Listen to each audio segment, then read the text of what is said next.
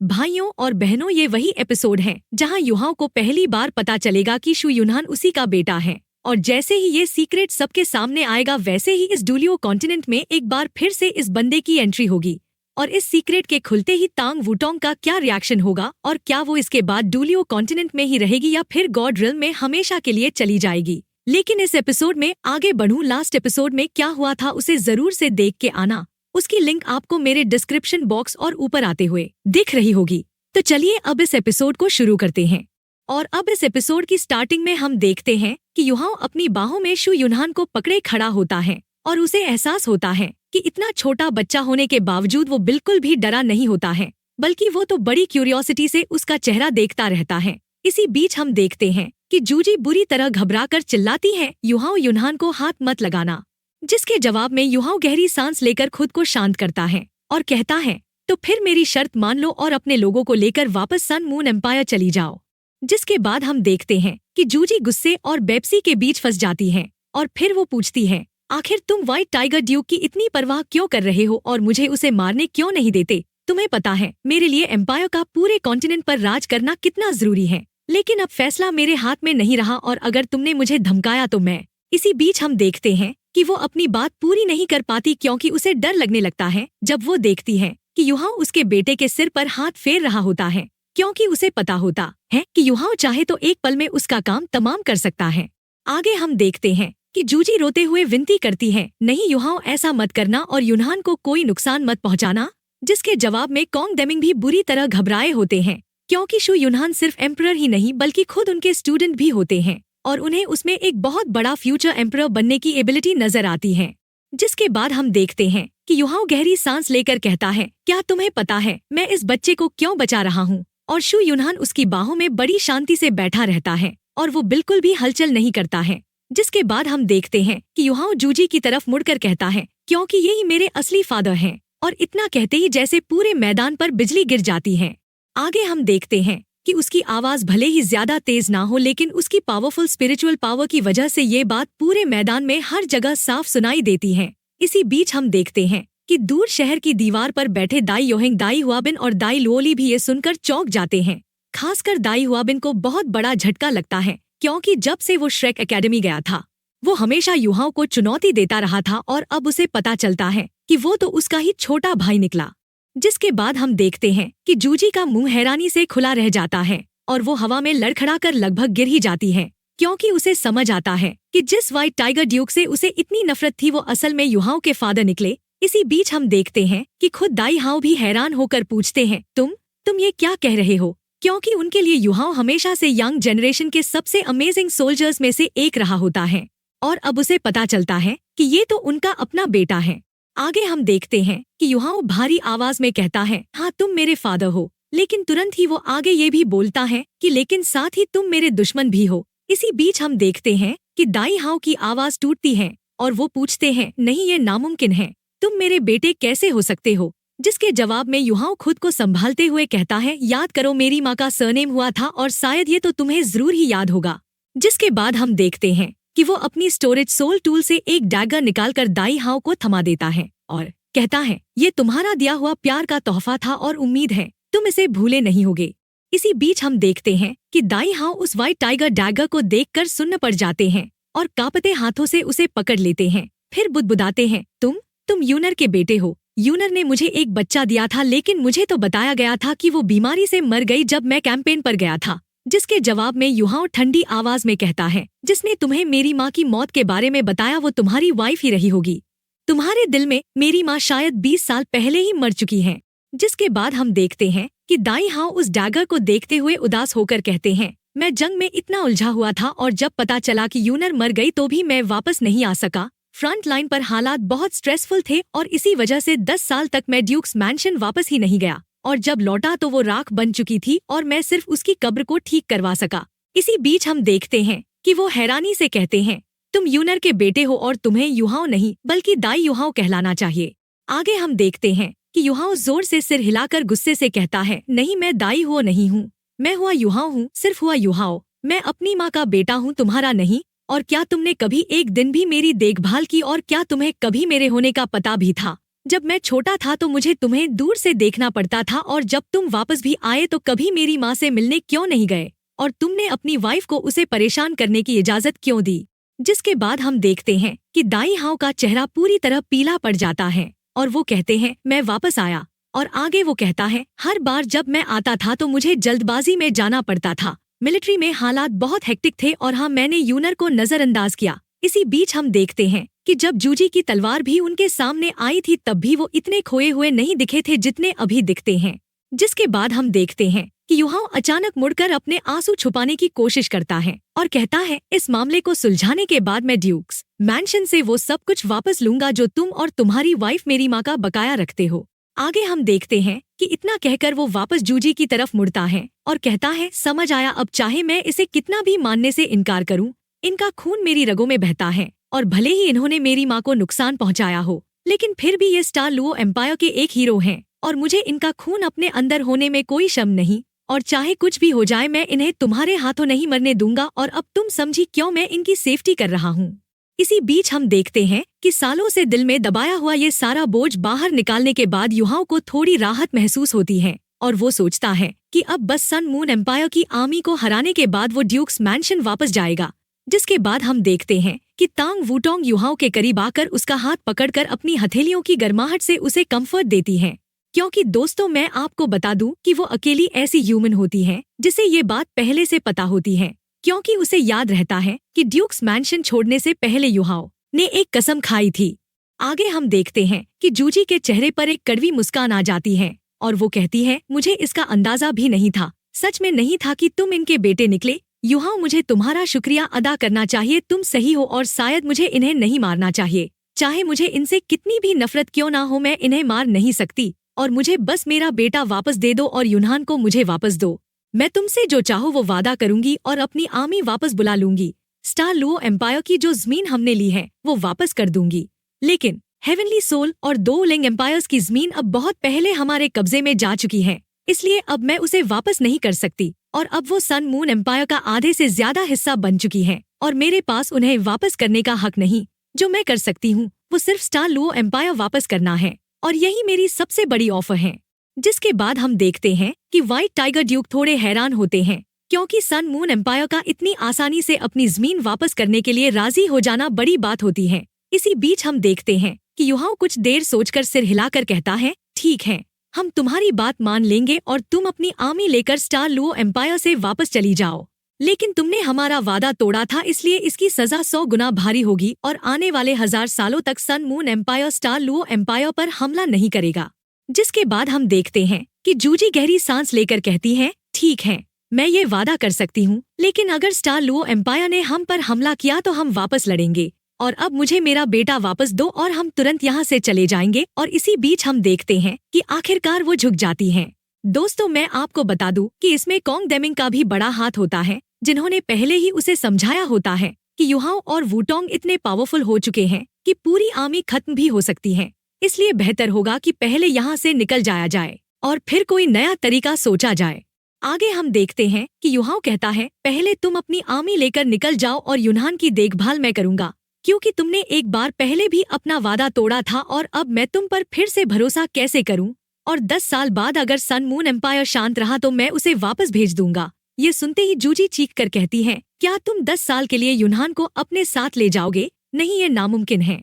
इसी बीच हम देखते हैं कि जूजी बुरी तरह घबराकर तेजी से आगे बढ़ने की कोशिश करती है और उसकी ह्यूमन शेप्ड सोल टूल की मदद से वो एक पल में युहाओं के सामने पहुंच जाती है और अपने बेटे की तरफ हाथ बढ़ाती है। जिसके बाद हम देखते हैं कि युहाओ अपना हाथ उठाता है और एक बड़ी पावर से उसे रोक देता है, जिससे कोंग डेमिंग को भी एहसास होता है कि अब उसे बचाना मुमकिन नहीं। इसी पल हम देखते हैं कि युहाओ ठंडी आवाज में कहता है अपने लोगों के साथ जाओ, मैंने जो फैसला ले लिया वो नहीं बदलूंगा। तुमने मेरी गलती का बहुत बड़ा फायदा उठाया है और मैंने तुम पर इतना भरोसा किया था कि तुम्हें अपनी कल्टीवेशन के बारे में भी बता दिया था और तुमने बदले में क्या दिया, और अब मैं तुम पर दोबारा भरोसा नहीं कर सकता। मैं तुम्हें कोई नुकसान नहीं पहुंचाऊंगा, लेकिन तुम बस मेरी नजरों से दूर चली जाओ। आगे हम देखते हैं कि जूजी रोते हुए विनती करती है मेरा बेटा वापस दो, उसे वापस दो, मैं उसे तुम्हारे साथ नहीं जाने दे सकती। तुम्हारी नजर में वो सिर्फ सन मून एम्पायर का एम्परर है और तुम उसे सही तरीके से नहीं पाल पाओगे। वो मेरी जिंदगी की आखिरी उम्मीद है। युहाओ मैं तुमसे विनती करती हूँ, उसे वापस कर दो। जिसके जवाब में युहाओ दिल कड़ा करके सिर हिलाकर कहता है, चली जाओ और अब इस बारे में और कुछ नहीं कहना। इसी बीच हम देखते हैं कि जूजी बुरी तरह चीखती है, नहीं युहाओ तुम ऐसा नहीं कर सकते क्योंकि यूनहान तुम्हारा ही बेटा है। जिसके बाद हम देखते हैं कि जैसे ही ये बात उसके मुंह से निकलती है, अचानक 100 मीटर के दायरे में पूरी स्पेस कोलैप्स हो जाती है और उसकी आवाज सिर्फ इसी दायरे में मौजूद लोगों तक ही सीमित रह जाती है। इसी पल हम देखते हैं कि वक्त और जगत दोनों मानो रुक जाते हैं और युहाओ तांग वूटोंग दाई हाओ सब सुन्न होकर एक दूसरे को देखने लगते हैं, जबकि जूजी रोती रहती है और छोटा यूनहान हैरानी से युहाओ को देखता रहता है। जिसके बाद हम देखते हैं कि तभी अचानक एक सीरियस और भारी आवाज आसमान से गूंज पड़ती है जो कहती है, मैंने तुम्हें पहले भी कहा था ये सीक्रेट कभी मत खोलना, और अगर खोला तो मैं तुम्हारे बेटे की जान ले लूंगा और लगता है तुम मेरी बात भूल गई। इसी बीच हम देखते हैं कि एक तेज गोल्डन लाइट चमकती है और सबको ऐसा लगता है जैसे पूरी दुनिया घूम रही हो और अगले ही पल वो सब एक बिल्कुल अलग जगह पहुंच जाते हैं जहां चारों तरफ गोल्डन बादल छाए होते हैं। आगे हम देखते हैं कि युहाओ की पूरी स्पिरिचुअल डिटेक्शन भी इस जगह को समझ नहीं पाती है, फिर चाहे उसकी पावर कितनी भी बड़ी क्यों ना हो। इसी बीच हम देखते हैं कि युहाओ हैरान होकर जूजी की तरफ देखते हुए पूछता है, तुमने अभी क्या कहा, ये किसका बेटा है? जिसके जवाब में जूजी डर से पीली पड़ी हुई शू यूनहान को कसकर पकड़कर घुटनों पर बैठ जाती है और विनती करती है, नहीं प्लीज मेरे बेटे को कुछ मत करना, मैंने जानबूझकर ये बात नहीं कही थी, मुझे बस डर था कि कहीं आप उसे नुकसान ना पहुंचा दें।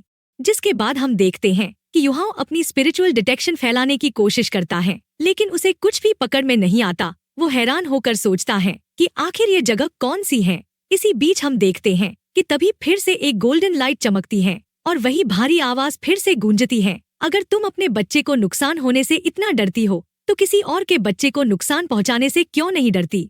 मैंने इस ह्यूमन को बहुत लंबे वक्त तक बर्दाश्त किया, लेकिन आखिरकार तुमने ये सीक्रेट खोल ही दिया। नफरत ने तुम्हारी आंखों पर पर्दा डाल दिया है और तुम कुछ नहीं बस बर्बादी की तरफ बढ़ रही हो। चलो ठीक है, जैसा तुम चाहती हो वैसा ही होगा। आगे हम देखते हैं कि धीरे धीरे एक गोल्डन परछाई साफ होती जाती है और सामने एक खूबसूरत लंबे नीले बालों वाला यंग मैन अपीयर होता है और वो अपने दाहिने हाथ में एक ह्यूज गोल्डन ट्राइडेंट पकड़े होता है जो युहाओ को बहुत जाना पहचाना लगता है। जिसके बाद हम देखते हैं कि तांग वूटोंग अचानक चिल्लाकर डैडी कहती है और दौड़कर उस नीले बालों वाले आदमी की बाहों में समा जाती है, जिससे साफ पता चलता है कि ये कोई और नहीं बल्कि खुद तांगसन होते हैं, यानी तांग वूटोंग के असली फादर। इसी बीच हम देखते हैं कि तांगसन बड़े प्यार से उसके गुलाबी नीले बालों को सहलाते हुए कहता है, मेरी प्यारी बेटी चिंता मत करो, डैडी तुम्हें कोई तकलीफ नहीं होने देगा। आगे हम देखते हैं कि तांग वूटोंग मुड़कर युहाओ की तरफ देखती है और इस बार उसकी आंखों में एक बिल्कुल अलग सा भाव होता है, क्योंकि दोस्तों मैं आपको बता दूं कि वो बहुत होशियार लड़की होती है और जूजी की बातों और अपने फादर के गुस्से से ही उसे सारी बात समझ आ चुकी होती है। इसी बीच हम देखते हैं कि वो कांपती आवाज में पूछती है, डैडी क्या ये बच्चा सच में युहाओ और जूजी का है? जिसके जवाब में तांगसन सिर हिलाकर कहता है, हाँ ये बात सही है। जिसके बाद हम देखते हैं कि तांग वूटोंग की आंखों में आंसू भर आते हैं और वो हिलती हुई आवाज में युहाओ से सिर्फ इतना पूछती है, क्यों? इसी बीच हम देखते हैं कि युहाओ बुरी तरह घबराकर सफाई देने की कोशिश करता है, वूटोंग मेरी बात सुनो, मुझे खुद कुछ नहीं पता, ये मुमकिन ही नहीं कि ये बच्चा मेरा हो, ये नामुमकिन है क्योंकि मैंने कभी जूजी के साथ कुछ नहीं किया और तुम्हारे बारे में पता चलने से पहले मैं उसे पसंद जरूर करता था, लेकिन हम सिर्फ दोस्त रहे और कभी साथ नहीं आए थे और ये सच नहीं हो सकता, ये बच्चा मेरा नहीं है। आगे हम देखते हैं कि तांगसन ठंडी हंसी हंसते हुए कहता है, मेरा नहीं है। क्या तुम्हें पता है इसका नाम शू यूनहान क्यों रखा गया? क्योंकि इसका नाम तुम्हारे नाम से मेल खाता है। और क्या तुम्हें लगता है ये सिर्फ एक कोइंसिडेंस है? और जूजी तुम उसे खुद बताओ, क्या ये उसका बच्चा है? इसी बीच हम देखते हैं कि जूजी शू यूनहान को कसकर गले लगाए हुए युहाओ और फिर तांग वूटोंग और फिर उस नीले बालों वाले आदमी की तरफ देखती है, लेकिन वो इतनी सुन्न हो चुकी होती है कि कुछ बोल ही नहीं पाती।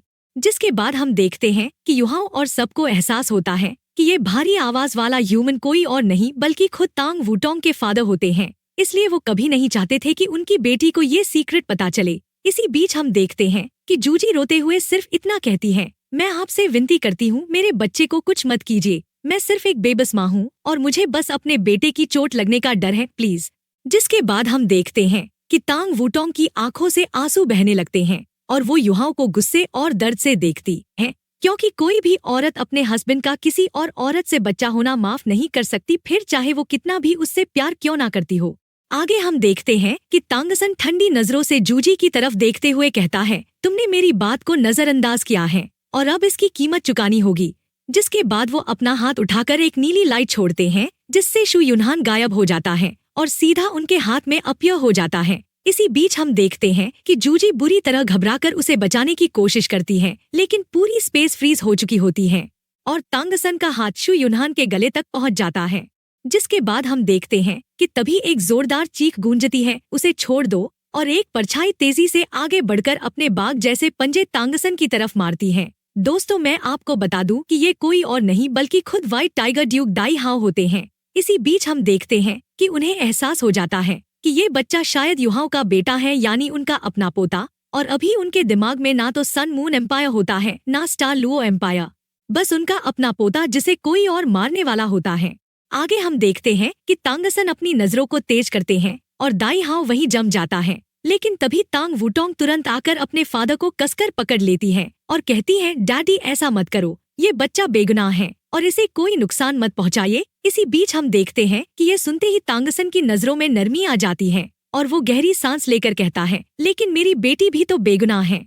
जिसके बाद हम देखते हैं कि तांग वुटोंग अपने होंठ काट कर कहती है, डैडी चलो घर चलते हैं, मुझे आपकी और मम्मी की बहुत याद आती है। और वो इतना कहते हुए वो जोर से रोने लगती है। इसी बीच हम देखते हैं कि युहाओ अपनी हैरानी से बाहर निकलकर आगे बढ़ने की कोशिश करता है और वुटोंग चिल्लाता है, लेकिन तांगसन की एक नजर ही उसे भी वहीं जमा देती है। जिसके बाद हम देखते हैं कि नीली लाइट चमकती है और तांगसन और तांग वुटोंग दोनों दो परछाइयों में बदलकर गोल्डन बादलों में गायब हो जाते हैं। आगे हम देखते हैं कि उनके गायब होने के बाद वो भारी आवाज फिर से आसमान में गूंजती है, स्टार लुओ एम्पायर की जमीन वापस करनी होगी और सन मून एम्पायर का नाम फिर से हेवन दो एम्पायर करना होगा, वरना अंजाम अच्छा नहीं होगा। जिसके बाद हम देखते हैं कि शु युनहान वापस आसमान में तैरता हुआ नजर आता है और जूजी जो अब फिर से हिल पाती है वो उसे पकड़ लेती है। जिसके बाद हम देखते हैं कि छोटा युनहान बिल्कुल भी डरा हुआ नहीं दिखता, वो सिर्फ क्यूरियोसिटी से इधर उधर देखता रहता है, क्योंकि दोस्तों मैं आपको बता दूं कि उसे उस नीले बालों वाले आदमी से कोई किलिंग इंटेंट महसूस ही नहीं हुई थी। आगे हम देखते हैं कि युहाओ अचानक गुस्से से जूजी की तरफ मुड़कर पूछता है, क्यों? तुमने ये क्यों कहा कि वो मेरा बेटा है? ये कैसे मुमकिन है, कैसे? जिसके जवाब में जूजी शु युनहान को गले लगाकर उठती है और ठंडी नजरों से कहती है, तुम्हें चाहे यकीन हो या ना हो ये तुम्हारा ही बच्चा है। क्या तुम्हें लगता है मैं किसी और के साथ बच्चा पैदा कर लूंगी? मुझे पहले से पता था कि जू तियानरन मुझे किसी और के स्पर्म से प्रेग्नेंट करवाना चाहता था, इसलिए मैंने पहले से तैयारी कर रखी थी। और याद है जब हम एक्सट्रीम नॉर्थ में थे और तुम मेरी बाहों में बेहोश हो गए थे, मैं इतनी घटिया नहीं थी कि तुम्हारा फायदा उठाती, इसलिए मैंने सिर्फ एक सोल टूल से तुम्हारा ब्लड सैंपल चुराया था। बाद में जब जू तियानरन ने मुझे मजबूर किया तो मैंने खुद को तुम्हारे ब्लड सैंपल से प्रेग्नेंट कर लिया। हाँ ये सच है, युनहान तुम्हारा ही खून है, लेकिन मेरा तुमसे कोई लेना देना नहीं और ना ही उसका, वो सिर्फ तुम्हारे जीन्स का नतीजा है और तुमने उसके लिए क्या किया है। जिसके बाद हम देखते हैं कि युहाओ हैरानी से जूजी और फिर शु युनहान को देखता है और उसके अंदर एक अजीब सी भावनाओं की लहर उठती है। उसे कभी सोचा भी नहीं था कि ऐसा कुछ हो सकता है। इसी बीच हम देखते हैं कि उसे अचानक याद आता है कि सच में वो कुछ वक्त के लिए जूजी की बाहों में बेहोश पड़ा था और उसे समझ आता है कि शायद तभी ये सब हुआ होगा। और उसे ये भी याद आता है कि जब पहली बार शु युनहान ने उसे डैडी बुलाया था तो उसे कुछ अजीब सा खिंचाव क्यों महसूस हुआ था। आगे हम देखते हैं कि जूजी अपने बेटे को कसकर गले लगाकर आंसुओं के साथ ठंडी आवाज में कहती है, मैंने सिर्फ तुम्हारा ब्लड सैंपल लिया था, तुम्हें जो तकलीफ हुई उसके लिए मैं माफी मांगती हूँ, लेकिन मैं तुम्हें एक बात बता देना चाहती हूँ, ये बच्चा तुमसे कोई नाता नहीं रखता और ये मेरा बेटा है और सन मून एम्पायर का आने वाला एम्परर है। ये अपने फादर का शु सरनेम इस्तेमाल करेगा, तुम्हारा नहीं। अब समझी क्यों मुझे तुमसे उसे नुकसान पहुंचाने का इतना डर था। जिसके बाद हम देखते हैं कि व्हाइट टाइगर ड्यूक युहाओ और फिर जूजी की तरफ देखते हैं और उन्हें भी समझ नहीं आता कि क्या कहें, क्योंकि आज जो कुछ भी हुआ वो उनकी कल्पना से भी बाहर होता है। इसी बीच हम देखते हैं कि युहाओ दर्द से अपनी आंखें बंद कर लेता है। वो पूरी तरह उलझन में फंस चुका होता है, क्योंकि 3 साल की कठिन कल्टीवेशन के बाद अल्टीमेट डुलियो बनकर उसने स्टार लुओ एम्पायर को बचाया होता है। लेकिन इस सब के बीच उसकी लवर उसे इस तरह की एक बात की वजह से छोड़कर चली गई होती है।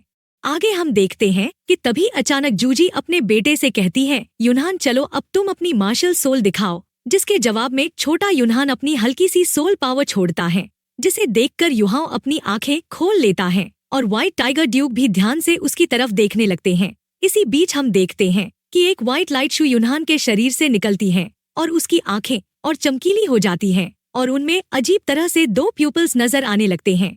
उसका शरीर थोड़ा बड़ा हो जाता है और उसके माथे पर एक वर्टिकल आई खुलती है, जबकि उसके बाल आधे काले और आधे सफेद हो जाते हैं, बिल्कुल एक टाइगर की खाल के पैटर्न जैसे। जिसके बाद हम देखते हैं कि व्हाइट टाइगर ड्यूक उस डबल प्यूपल्स वाली आंखों को देखकर हैरान रह जाते हैं और उन्हें एहसास होता है कि उनके अंदर की सारी ब्रेवरी फीलिंग अचानक गायब सी हो जाती है, क्योंकि वो पूरी तरह यकीन कर लेते हैं कि ये बच्चा सच में उनका ही वंशज है। इसी बीच हम देखते हैं कि युहाओ भी हल्का सा काम जाता है, क्योंकि उसे व्हाइट टाइगर का असर तो नहीं मिला, लेकिन उस वर्टिकल आई के चारों तरफ वही गोल्डन सन जैसी पैटर्न दिखती है जो उसकी अपनी स्पिरिट आइज और आई ऑफ असुर की पहचान होती है, और वो ऑरा कभी नकली नहीं हो सकती। आगे हम देखते हैं कि इस बच्चे के पास सिर्फ एक मार्शल सोल होते हुए भी उसमें व्हाइट टाइगर की ताकत और स्पिरिट आइज की स्पिरिचुअल अंडुलेशंस दोनों मौजूद होती हैं, यानी ये एक बेहद पावरफुल म्यूटेटेड मार्शल सोल होती है। जिसके बाद हम देखते हैं कि धीरे धीरे वो गोल्डन लाइट कम होती जाती है और स्पेस वापस अपने नॉर्मल रूप में आने लगती है और शू यूनहान फिर से अपनी माँ की गोद में नॉर्मली लौट आता है। इसी बीच हम देखते हैं कि युहाओ चाहे कितना भी उलझन में क्यों ना हो, वो समझ जाता है कि उसके इस फादर इन लॉ को कोई नॉर्मल ह्यूमन नहीं समझा जा सकता है और वो जरूर ही कोई गॉड होंगे, क्योंकि सिर्फ एक गॉड ही टाइम और स्पेस को इस तरह कंट्रोल कर सकता है। जिसके बाद हम देखते हैं कि वो सोचता है कि उसने खुद को इस दुनिया की चरम सीमा समझा था, लेकिन अपने फादर इन लॉ के आगे वो अभी भी बहुत पीछे हैं और उसे एहसास होता है कि वुटोंग एक गॉड की बेटी है, इसीलिए वो इतनी टैलेंटेड है। आगे हम देखते हैं कि अगले ही पल वो सारा फ्रोजन वक्त फिर से चलने लगता है और ना तो सन मून एम्पायर की आर्मी को, ना श्रेक एकेडमी वालों को और ना ही तीनों एम्पायर्स के लोगों को कुछ भी अजीब महसूस होता है। उन्हें बस लगता है कि उनकी कॉन्शियसनेस कुछ पल के लिए धुंधली हो गई थी। इसी बीच हम देखते हैं कि सिर्फ बहुत तेज नजर वाले लोगों को ये एहसास होता है कि तांग वुटोंग अचानक वहाँ से गायब हो चुकी होती है। जिसके बाद हम देखते हैं कि जूजी का चेहरा हल्का पीला पड़ जाता है और अपने बेटे को कसकर गले लगाए हुए वो युहाओं से दूरी बना लेती है, जबकि युहाओ भी उलझन भरी नजरों से उसे देखता रहता है और समझ ही नहीं पाता कि अब आगे क्या करे। इसी बीच हम देखते हैं कि जूजी बुदबुदाते हुए कहती है, मैं अपना वादा निभाऊंगी और जरूर निभाऊंगी, और इस बार खुद एक गॉड इसका गवाह है। जिसके जवाब में युहाओ जोर से सिर हिलाता है। आगे हम देखते हैं कि जूजी गहरी सांस लेकर अपने जनरल्स की तरफ मुड़कर चिल्लाती है, पीछे हटो। और दोस्तों, मैं आपको बता दूं कि तांगसन के शब्द उसके दिमाग में इतने गहरे बैठ चुके होते हैं कि युहाओ को भी यकीन हो जाता है कि इस बार वो अपना वादा नहीं तोड़ेगी, क्योंकि अब एक गॉड इसका गवाह होता है। जिसके बाद हम देखते हैं कि सन मून एम्पायर की पूरी आर्मी धीरे धीरे पीछे हटना शुरू कर देती है और थोड़ी देर की खामोशी के बाद स्टार लुओ सिटी में जोरदार खुशियों की आवाजें गूंजने लगती हैं।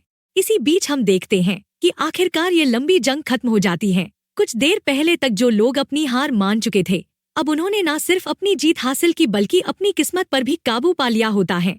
जिसके बाद हम देखते हैं कि युहाओ हवा में तैरते हुए व्हाइट टाइगर ड्यूक की तरफ देखता है और वो भी उसे देखते हैं, और फिर युहाओ दाई हाओ की तरफ सिर हिलाकर कहता है, चलो वापस चलते हैं, क्योंकि वो अब पूरी तरह बड़ा हो चुका होता है और अपनी जनरेशन का एक लीडर बन चुका होता है। हालांकि तांग वुटोंग के इस तरह चले जाने से उसका दिल टूट चुका होता है, लेकिन फिर भी उसे अभी बहुत सारे काम निपटाने बाकी होते हैं और वो सोचता है कि इन सब के बाद ही वो उसे ढूंढने निकलेगा। और इसी के साथ आज का ये एपिसोड तो खत्म हो गया, लेकिन अब सिर्फ 4 एपिसोड ही बचे हैं सोल लैंड 2 सीरीज को समाप्त होने में। और अगर आप इसका अगला एपिसोड कल ही देखना चाहते हो तो इस वीडियो को जरूर से लाइक करके कमेंट में नेक्स्ट पार्ट लिख के जरूर से बताना। और हाँ, तब तक के लिए बाय बाय, टेक केयर।